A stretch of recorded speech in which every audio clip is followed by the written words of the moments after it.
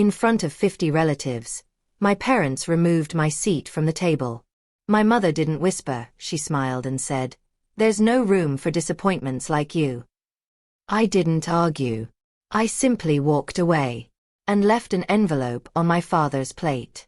Inside it was the truth they spent decades hiding and why I was never allowed to belong. When my father opened it, the laughter died, the room froze, and every single person there finally understood why I was treated like a stranger in my own family. That night, Thanksgiving didn't just end. A lifetime of lies did. Every year, my mom rearranges the dining room like a stage manager preparing a play she's directed for decades. The tablecloth must be ironed, the silverware aligned, the seating chart finalized days in advance, written in pencil first, just in case someone disappoints her and needs to be moved. I learned early that in my family, love came with conditions. And seats were not guaranteed. This year, I arrived 10 minutes early. I always did. Not because I was eager, but because being early reduced the chances of being noticed. Late arrivals were greeted with commentary. Early ones blended into the wallpaper. The house smelled like roasted turkey, nutmeg, and the faint sharpness of pine sol, my mother's signature scent. Clean enough to impress. Sterile enough to keep intimacy out. 50 relatives were expected. Cousins I barely knew. Aunts who confused my name. Uncles who asked what I was up to these days, in a tone that suggested the answer would disappoint them regardless. I carried a bottle of wine in one hand and a thin manila envelope in the other. The envelope stayed tucked against my coat, pressed flat to my side.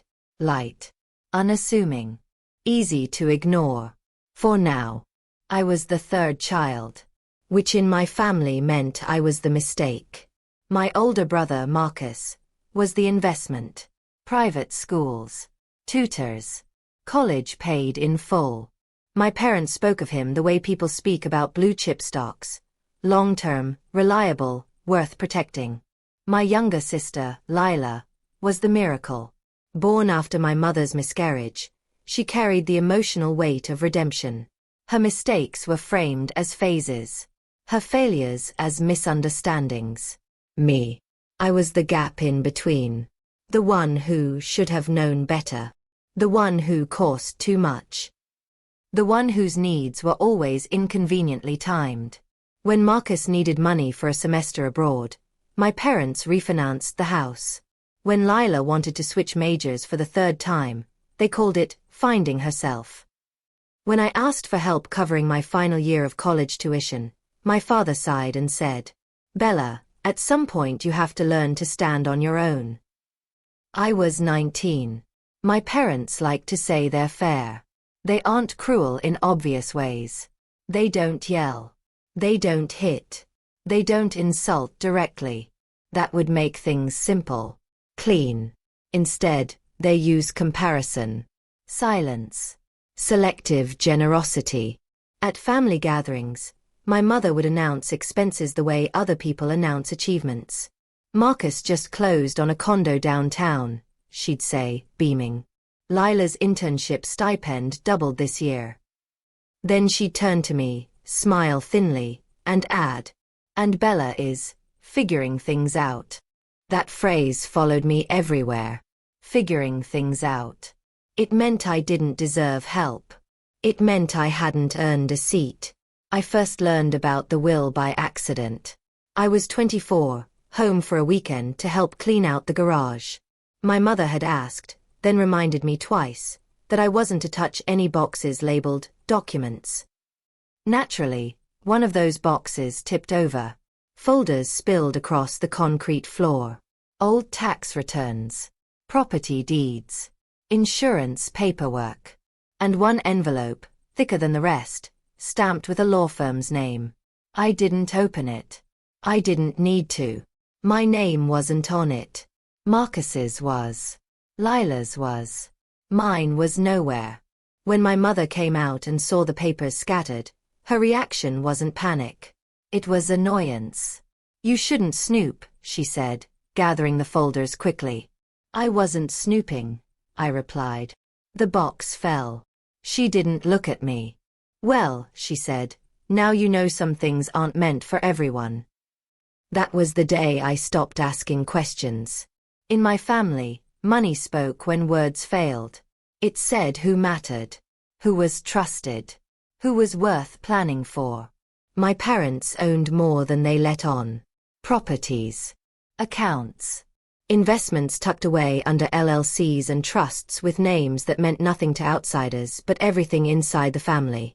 They talked about legacy the way other families talked about traditions.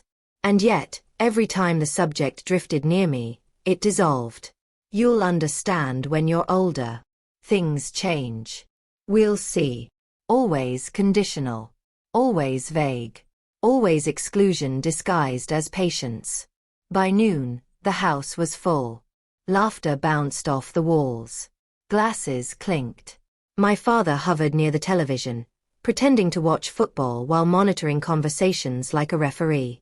I helped in the kitchen because it gave my hands something to do. My mother moved with purpose, issuing instructions without looking at anyone. Bella set the table. Not like that. Use the good napkins for Marcus's side. Careful, those plates are expensive. When I finished, I stepped back and counted. 49 place settings. I counted again. Still 49. At first, I assumed I'd miscounted.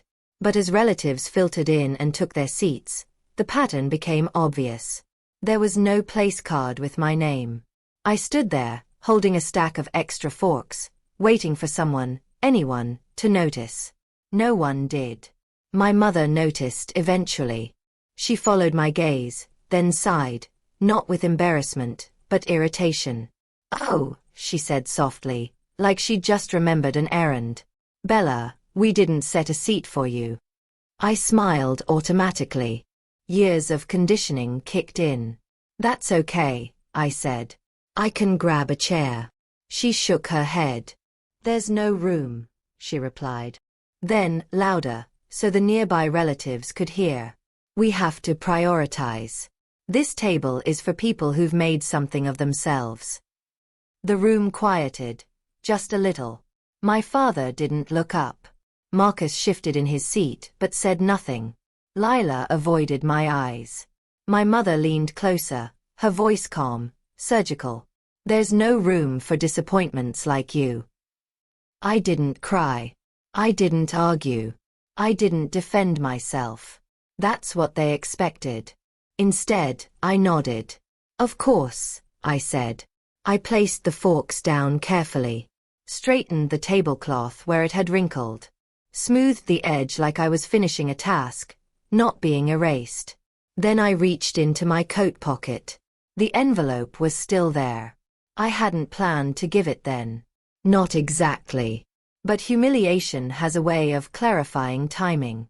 I walked to my father's place at the table. He looked up, surprised. I set the envelope directly on his plate. "Happy Thanksgiving," I said evenly. "I finally know why you hate me." For the first time that day, my mother froze. The room went completely silent. And no one, not one of the 50 people watching, had any idea that the real meal hadn't even begun. No one touched their food. The turkey sat in the center of the table, steam thinning into the air, untouched and cooling. Gravy congealed in its porcelain bowl. My father stared at the envelope like it might move on its own. I stood there for 3 full seconds after placing it on his plate. Long enough to prove I wasn't bluffing. Long enough to let the silence settle into everyone's bones. Then I turned and walked toward the hallway. "Bella." My father's voice cracked on my name. That alone was unusual. He rarely said it out loud. When he did, it was usually paired with disappointment or instruction. I stopped, but I didn't turn around. "What is this?" he asked. I faced the room slowly. 50 faces. Some curious. Some uncomfortable. A few already calculating what story they'd repeat later. "It's yours," I said. "You paid for it." My mother laughed, sharp and brittle. "This is not the time for theatrics." I looked at her. Really looked. Her jaw was tight. Her eyes were darting, toward my father, toward Marcus, toward the envelope. She knew. My father slid the envelope open with trembling fingers. Inside were copies. Not originals. Never originals. But enough. Bank statements. Trust documents. A notarized addendum to a will dated 27 years ago. Highlighted passages. Sticky notes. A timeline clipped neatly to the top. He pulled out the first page. Then the second. His face drained of color. Marcus leaned forward. "Dad." My father didn't answer. My mother stood abruptly. "That's private," she snapped, reaching for the papers.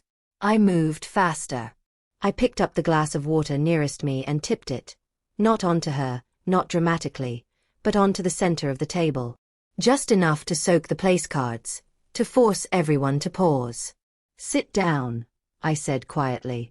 I had never spoken to her that way before. She didn't sit. But she didn't reach for the papers again. I hadn't always known. That's the part people assume, that I spent my whole life secretly plotting, gathering evidence in the dark. The truth is much more humiliating. I believed them. I believed I was difficult, unmotivated, too sensitive, bad with money, bad with timing, bad at being worth investing in.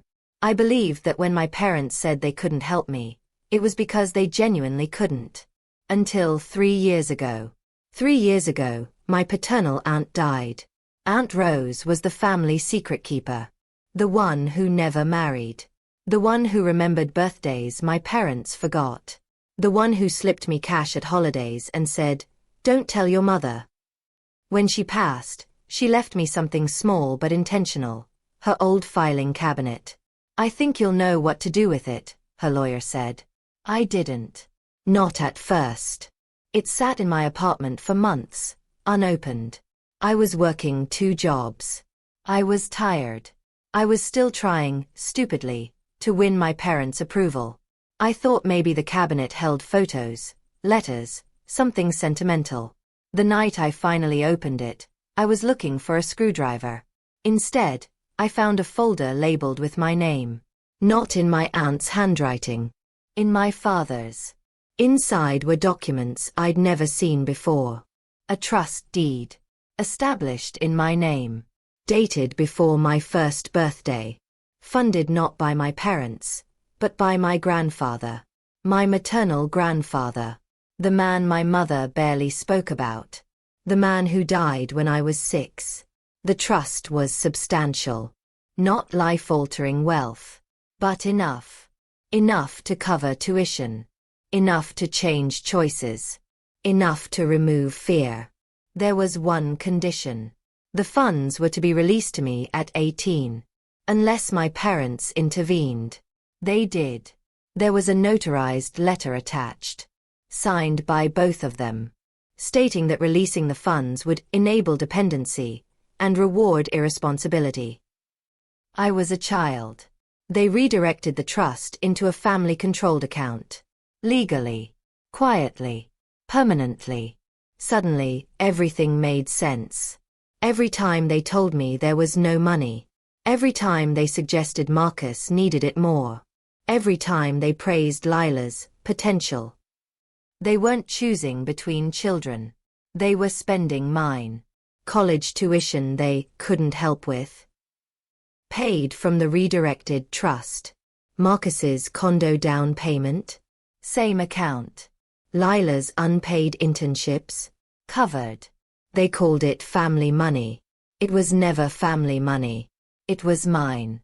That was the part that took longest to understand. They didn't hate me because I failed. They hated me because I existed as proof. Proof that they'd stolen. Proof that they'd lied. Proof that their generosity was a performance funded by my inheritance. I was a walking audit trail. So they minimized me. Discredited me. Positioned me as unreliable. If I was a disappointment, no one would question why I received nothing. My father's hands shook as he flipped through the pages. "This isn't," he started. "It is," I said. "You signed it." Marcus stood. What are you talking about? I turned to him. They paid for your life with mine. The words landed harder than I expected. Lila gasped. That's not true. I slid another document across the table. The ledger. Every transfer. Every tuition payment. Every loan. Silence turned heavy. Sticky. Suffocating. One cousin whispered, "Oh my God." My mother finally spoke. "You were too young," she said. "You wouldn't have handled it well." I smiled. "You mean you didn't trust me?" I replied. "But you trusted yourselves." My father looked up at me. "Why now?" he asked. "Why do this here?" I met his eyes. "Because you took my seat," I said. And I finally understood why. No one spoke. Not because they didn't want to, but because the story they'd believed for decades had just collapsed. I reached into my bag and pulled out one final page. A notice. Legal. Formal. Cold. "I filed a claim," I said. 2 months ago. My mother's breath hitched. "The statute of limitations," my father began. "Doesn't apply," I replied. "Fraud resets the clock." I placed the page back into the envelope. "I didn't come for revenge," I said. "I came for truth." I turned toward the door. Behind me, a chair scraped loudly.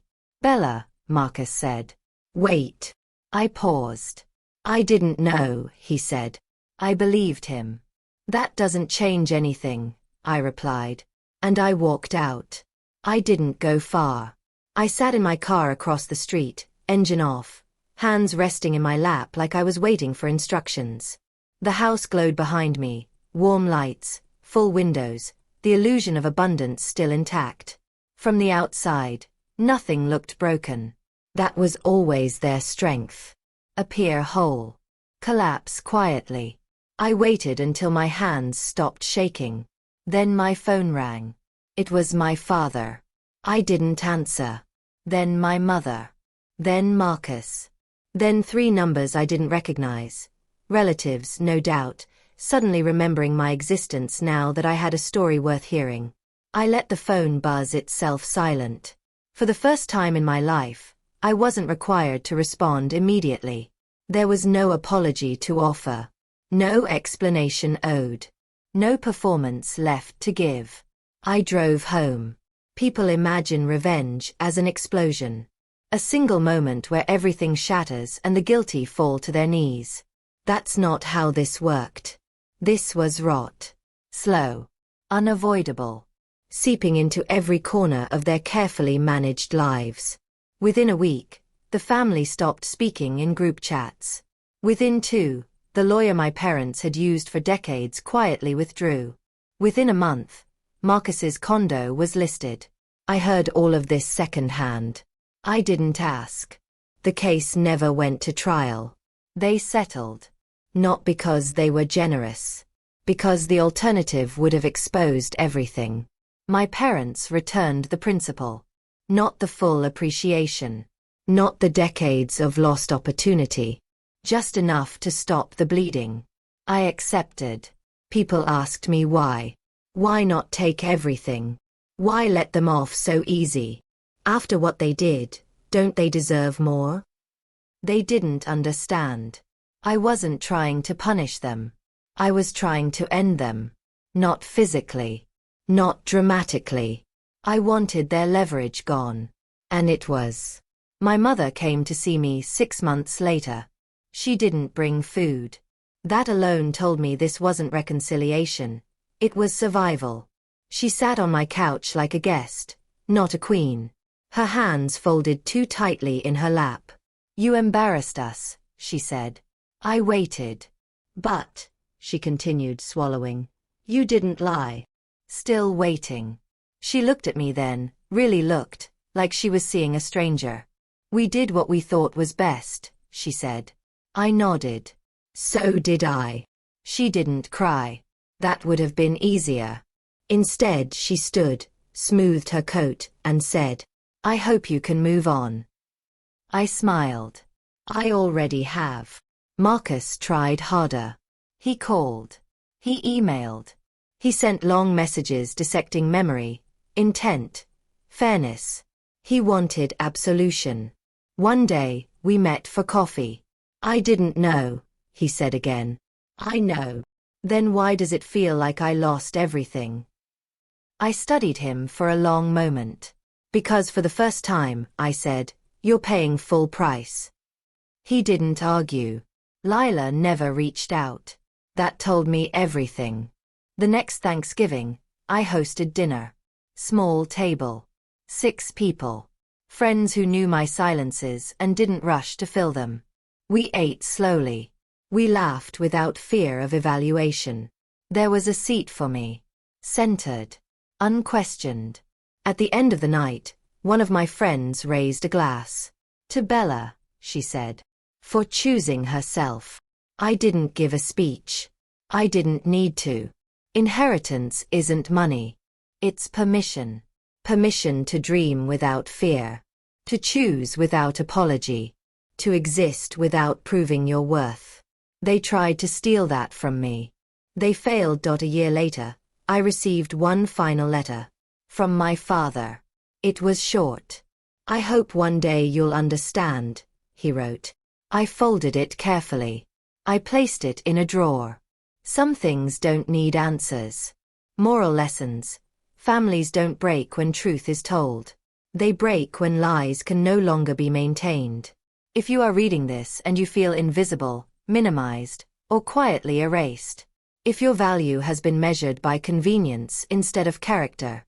If love has always felt conditional. Know this. You were never the problem. You were the expense they didn't want to account for.